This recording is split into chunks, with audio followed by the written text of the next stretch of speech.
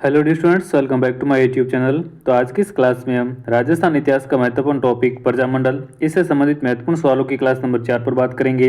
इससे पहले हमने राजस्थान के प्रजामंडलों से संबंधित महत्वपूर्ण सवालों की 3 क्लासें कवर कर ली है। आज की ये अपनी क्लास नंबर 4 है। तो चलिए आज की इस क्लास को बिना किसी देरी के शुरू करते हैं। अगर आप चैनल पर नए आए तो चैनल को सब्सक्राइब और वीडियो को लाइक ज़रूर से कर दीजिएगा।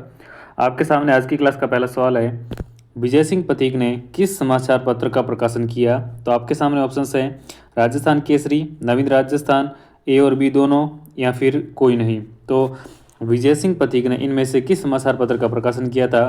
तो सवाल नंबर 1 का ऑप्शन नंबर 3 राइट आंसर हो जाएगा। विजय सिंह पथिक ने जो है वो राजस्थान केसरी और नवीन राजस्थान इन दोनों समाचार पत्रों का प्रकाशन किया था। तो सवाल नंबर 1 का ऑप्शन नंबर 3 राइट आंसर हो जाएगा। आगे बढ़ते हैं। सवाल नंबर नेक्स्ट है, सेठ जमनालाल बजाज की स्मृति में निम्न में से किस समाचार पत्र का प्रकाशन हुआ? यानी कि सेठ जमनालाल बजाज की स्मृति में कौन सा समाचार पत्र जो है वो प्रकाशित किया गया था? ऑप्शन है आगीवान, लोकवाणी, प्रजा सेवक या फिर लोकमत। तो सवाल नंबर 2 का ऑप्शन नंबर 2 हमारा राइट आंसर हो जाएगा। सेठ जमनालाल बजाज की स्मृति में जो है फ्रेंड्स लोकवाणी समाचार पत्र का प्रकाशन किया गया था। तो सवाल नंबर 2 का ऑप्शन 2 राइट आंसर हो जाएगा। आगे बढ़ते हैं। सवाल नंबर 3 है, देवी शंकर तिवारी ने निम्न में से कौन सा समाचार पत्र जारी किया? ऑप्शन हैं लोकमत, प्रजा सेवक, लोकवाणी या फिर आगीवान। तो देवी शंकर तिवारी ने जो है कौन सा समाचार पत्र प्रकाशित किया था? तो इसका राइट आंसर हो जाएगा ऑप्शन नंबर 3, देवी शंकर तिवारी ने लोकवाणी समाचार पत्र प्रकाशित किया था। तो ऑप्शन 3 इसका राइट आंसर हो जाएगा। आगे बढ़ते हैं। सवाल नंबर 4 है, देश हितैषी समाचार पत्र का प्रकाशन कहाँ से होता था? ऑप्शन हैं जयपुर, उदयपुर, जोधपुर या फिर अजमेर। तो देश हितैषी समाचार पत्र का प्रकाशन जो है फ्रेंड्स कहाँ से होता था? तो इसका राइट आंसर हो जाएगा ऑप्शन नंबर 4, देश हितैषी समाचार पत्र का प्रकाशन जो है वो अजमेर से होता था। आगे बढ़ते हैं। इसकी व्याख्या देख लीजिए। देश हितैषी नामक समाचार पत्र का प्रकाशन 1882 ईस्वी में मुंशी मुन्नालाल शर्मा के द्वारा अजमेर से किया गया। तो इसका प्रकाशन जो है वो 1882 में मुंशी मुन्नालाल शर्मा के द्वारा अजमेर से किया गया था। आगे बढ़ते हैं। सवाल नंबर 5 है, देश हितैषी समाचार पत्र का प्रकाशन किसने किया? ऑप्शन है मुंशी मुन्नालाल शर्मा, जमनालाल बजाज, जयनारायण व्यास या फिर मुंशी मुरारीदास शर्मा। तो हमने अभी पीछे ही पढ़ा है कि देश हितैषी समाचार पत्र का प्रकाशन जो है वो मुंशी मुन्नालाल शर्मा के द्वारा किया गया था 1882 में अजमेर से। तो ये हो जाएगा इसका राइट आंसर। आगे बढ़ते हैं। सवाल नंबर 6 है, राजस्थान में प्रताप समाचार पत्र का संबंध है? ऑप्शन है अर्जुन लाल सेठी, हीरालाल शास्त्री, प्रताप सिंह बारठ या फिर विजय सिंह पथिक। तो राजस्थान में प्रताप समाचार पत्र का संबंध जो है वो विजय सिंह पथिक से रहा है। तो सवाल नंबर 6 का ऑप्शन नंबर 4 आपका राइट आंसर हो जाएगा।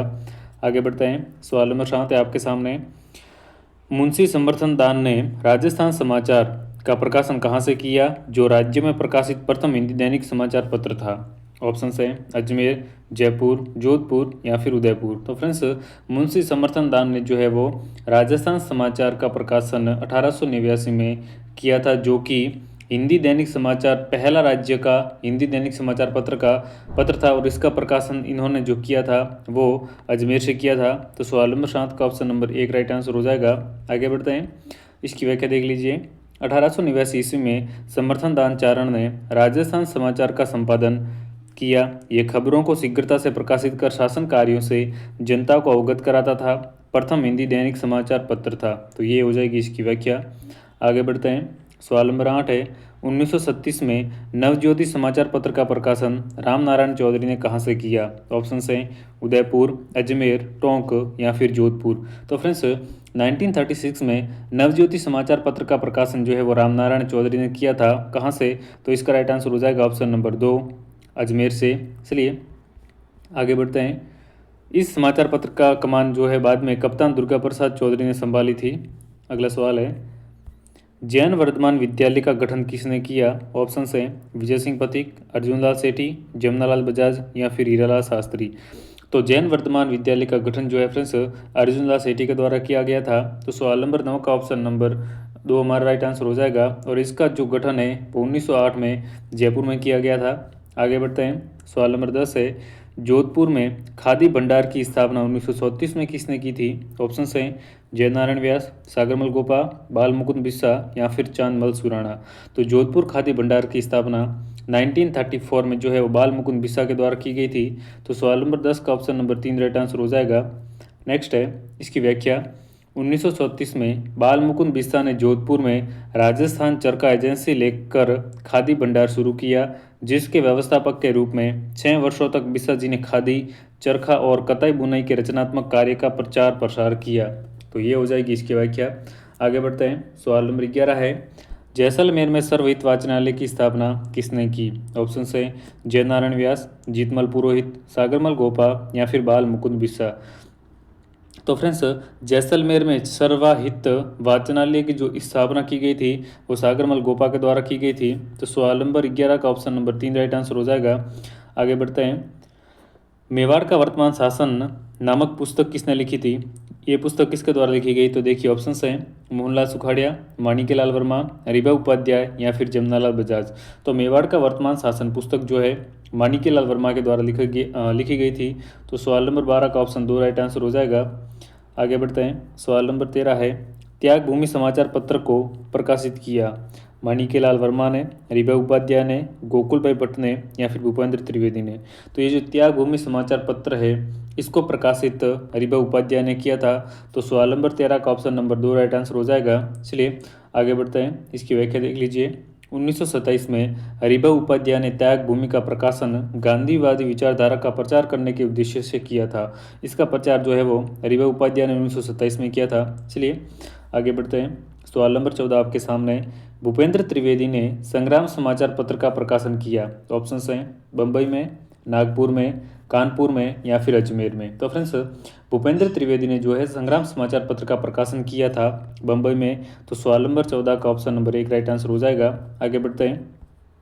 सवाल नंबर नेक्स्ट है प्रत्यक्ष जीवन शास्त्र नामक पुस्तक किसके द्वारा लिखी गई? ऑप्शंस हैं रामनारायण चौधरी, दुर्गा प्रसाद चौधरी, हीरालाल शास्त्री या फिर विजय सिंह पथिक।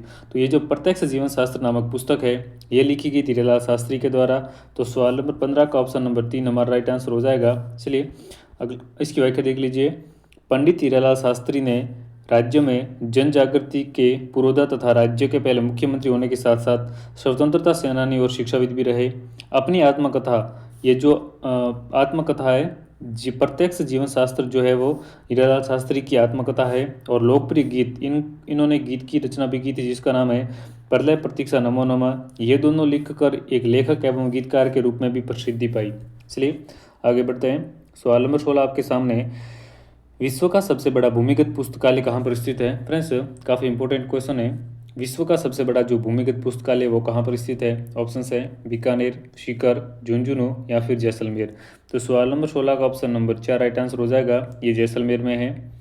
अगला सवाल है राजपूताना मध्य भारत सभा की स्थापना हुई। ऑप्शन है 1919 में, 1920 में, 1921 में या फिर 1922 में।